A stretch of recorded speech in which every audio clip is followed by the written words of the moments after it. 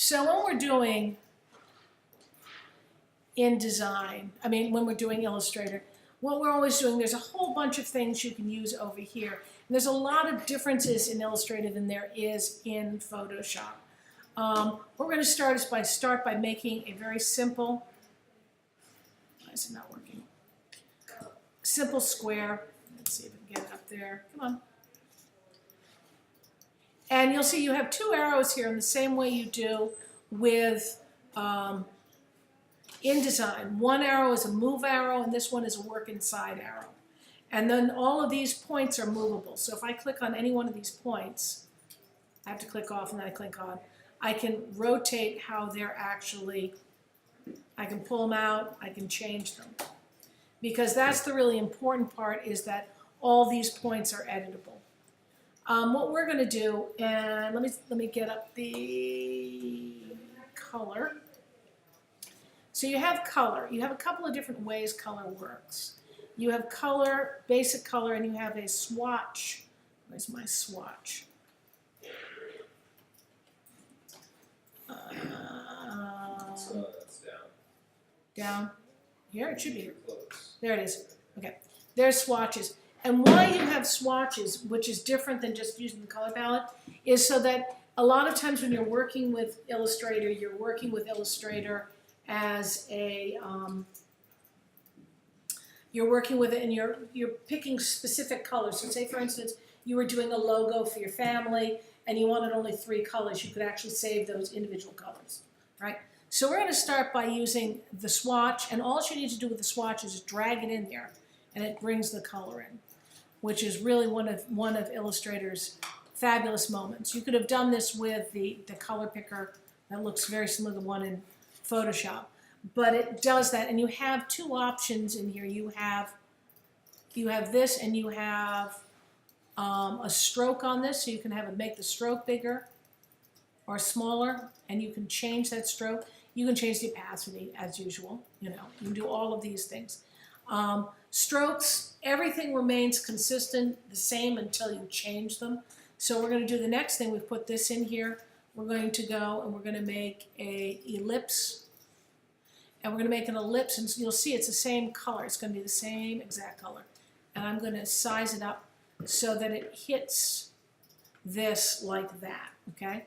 And there's a bunch of guides that are helping you. You can see them. They're sort of telling you where things are in relation to each other and intersecting. But what we've just done is we put a circle over the top of the square. You with me? Yeah. Okay. So what I'm going to use is one of my favorite things, which is Pathfinder. And Pathfinder allows you to quickly make shapes.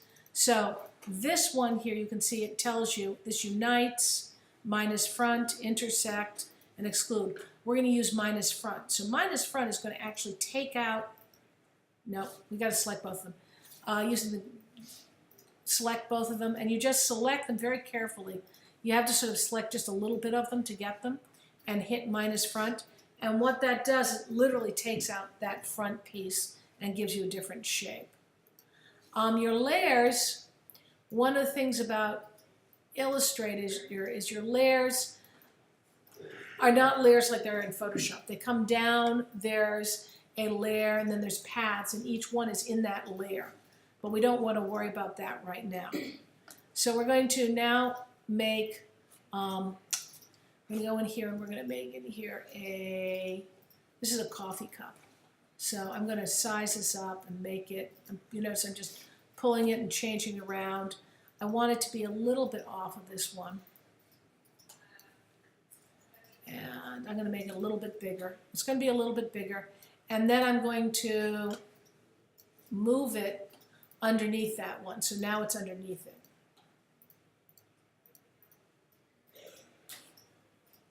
And there's a reason I'm doing this way. So what I've done is you've just seen how we can do I just futzed with this for hours. You can see how you can do something underneath. You turn things on and off. But I'm going to be on this ellipse for a moment.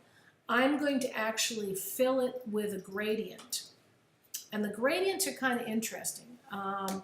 They're different than they are in Photoshop. Where's my gradient? I just did that gradient. Come on, gradient. Gradient. You must be up here because you're not showing yourself to me. There you are, okay. All right, there's gradient. I'm gonna pull these all over here. There's the gradient. Now the way the gradient tool works, and this is one of the things you may have never used in Photoshop also, but when you're in the gradient, you'll see you get two little paintbrushes on either side. These are the colors, so if you click on this one, we're gonna click on this, and we're gonna go to a color palette, and we're gonna change it to brown, and then we're gonna click on this one, and we're gonna change it to light brown. So we've got our two colors. You can also add points like this. I'm going to do it right now and show you how it works. And so if I did I could add a yellow point there. If I didn't want it, I could then just pull it off. This works in Photoshop too. And we're going to set the gradient to radial. So the coffee cup's going to be darker in the center. So I'm going to grab this and drop it in there. And now I have it looking like it's sort of a little bit of a coffee cup action going on there. You also have the option over here of this is the gradient tool that allows you to do this. It allows you to size up and change how that gradient looks. So let me move this around, come on, and pick the points. You can change it, you can move the gradient, the center point down, so it now, move it around. It's a really nice feature. Gradient becomes a different kind of thing than it does in Photoshop. And it allows you to sort of move this stuff around like that. So that's the next sort of getting that look. Other things you can do is I'm going to go over here, just down here, and I'm going to use the star tool, because why not? I'm going to set that one to yellow. And I'm going to make a series of little yellow stars. Ooh, I don't like I've got, the path is way too, the stroke is way too much, so I've got to go back and pull my strokes out. Come on, where are you? Brushes, nope, some rolls. I always got a little range. I'm going to reset essentials because I've lost it. So when I use this one and I click on this, it's showing me my stroke, and I'm going to bring it down to 1 because I don't want much, and same with this one, 1. Otherwise we're all stroke. And I'm going to do a couple more of these. So I have this sort of like little bit of thing going on here. Okay. So what I've just done is I've made what I'm going to make into a pattern. This is sort of the coffee cup's going to have stars on it. Again, I got to open up the. Come on, baby, I know you're there. Come on the swatch library. So it's a very easy way to make patterns in here. So I select them all like that, and then I just drag it. Come on, and then I drag it. Why is it not working? Okay, come on into. Well, it's not taking. Let me try it with that one. Are you going to work with there? Yeah, it worked with the white one. And I just dragged it there. Can you see it actually is in there now? So now I'm just going to delete them there. And now I'm going to pull it and drag it over here. And now I have those stars as a pattern in there. Now this is nice, but see we've got our 2 layers here. We actually want to put a color underneath this because this is actually see-through. So what I'm going to do is the following. I'm going to copy this down there, and I'm going to lock this one so I can work on this one. You'll find you end up doing a lot of locking of things. They don't do anything. So I'm going to lock that one, and I'm going to turn this one to red. So now I've got a red cup with the fabulous stars in it. Okay. You find you end up locking layers regularly just to make them so you can move them around. Next, what we're going to do, and as I said, this is not my most fabulous version of this tutorial, but we're going to go in and we're going to make a sort of a plate underneath it. So I'm going, oops, wrong one. I'm just going to use the ellipse tool, and I'm going to make myself a plate underneath it. It's yellow currently, and I'm going to just move that down underneath everything and fill it with red.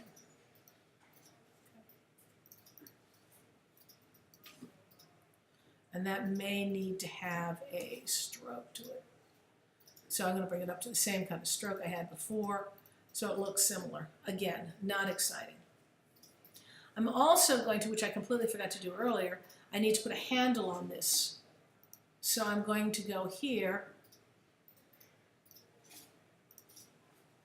and I'm going to make sure that this is, I should have done this earlier, my bad. I'm going to do it on the red layer. I'm going to have the red layer, and there's that layer. So I'm going to combine those two layers like we've done before. I'm just going to select the two of them like that. And then I'm going to use my Pathfinder, and I'm going to, not minus, I'm going to unite them.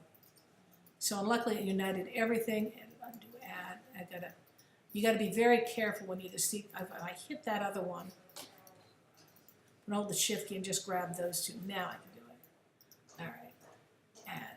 All right, and what it did was it made that red cup, and so I'm going to have to actually so I don't have, we're not going to worry about it. Let's do the red cup. So there's the red cup, and I'm now going to go in there and I'm going to make a hole here, and I'm going to make that, see it's right above that, and I'm going to hold the shift key, combine it with that one, and I'm going to use the minus front option. So actually it's going to be easier to get the stars back on, to throw the stars away. Recreate that one and then put the stars on there so they're all on there. Just, I went a little backwards there. Okay. So basically, I mean, it's a really crude cup, but you can get much more involved. And if you want to put a shadow underneath something, what I'll do a lot of times is I'll lock these bad boys up. Everything but that one. And I'm going to select that because it will go right above it. I'm going to put in another shape, go to my properties, bring my stroke down to zip. I want none, I want no stroke. And I'm going to do a gradient on this.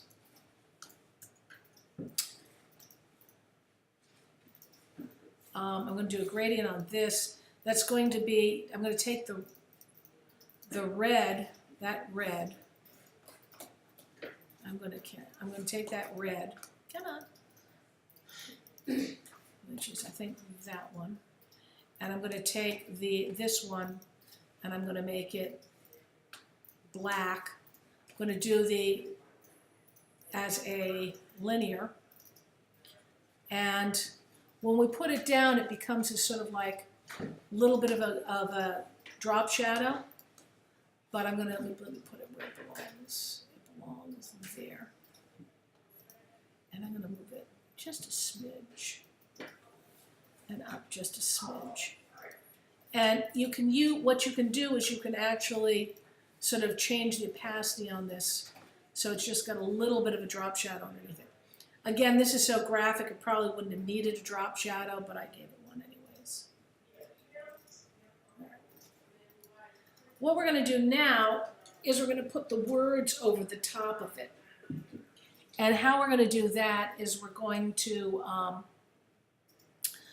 first go to our layers and we're going to lock this whole layer.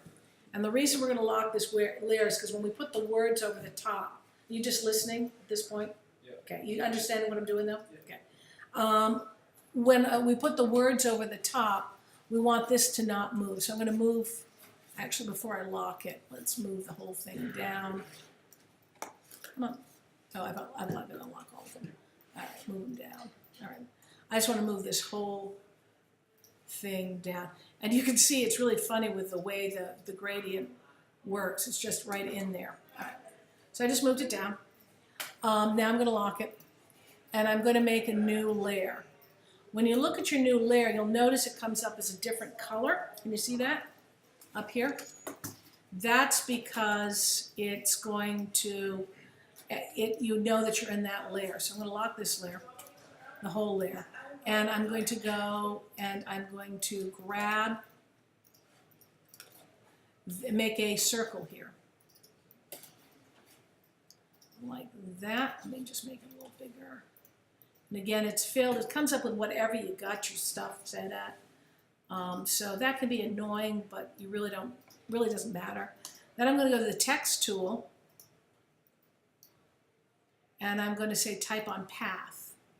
And I'm going to type in here, and I'm going to see, it comes up with a bunch of ipsum lorem. I'm going to type in Ruth's Cafe.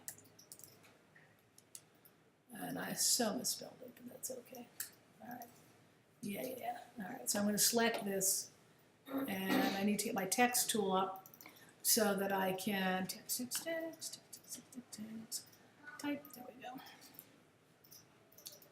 All right, we're supposed to do it here. Window, type character. You have to sort of pick one. So I'm going to make this Myriad Pro. What I've discovered is if you try and use sort of something that you've downloaded from the web, unless you rasterize it or you vectorize it, it's not going to, you're not going to be able to use it. So I'm going to go into, if you download something from 10,000 fonts, don't do it for now. So I'm going to make this Arial black. I'm going to make the point size 60. And let's highlight it. Arial black, come on. Point size 60, 74. I'm going to correct the spelling of my name. And you can move these around when you're here. This moves this around like this.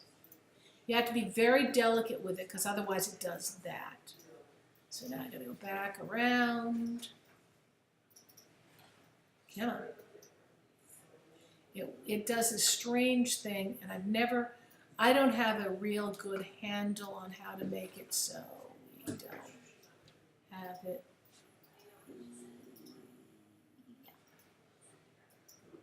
Come on.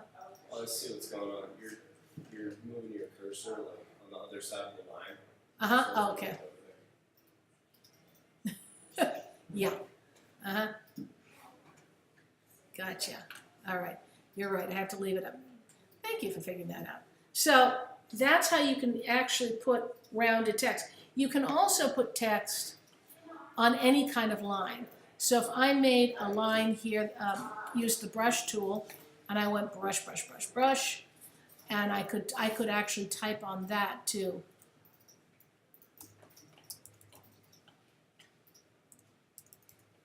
So let's see, this goes so good. And you can do the same thing with moving it down the path line here. Not so well. Come on, there we go. Move that one. So you can actually do it with different shapes and sizes and whatever. By having locked this, I'm not in this bad shape.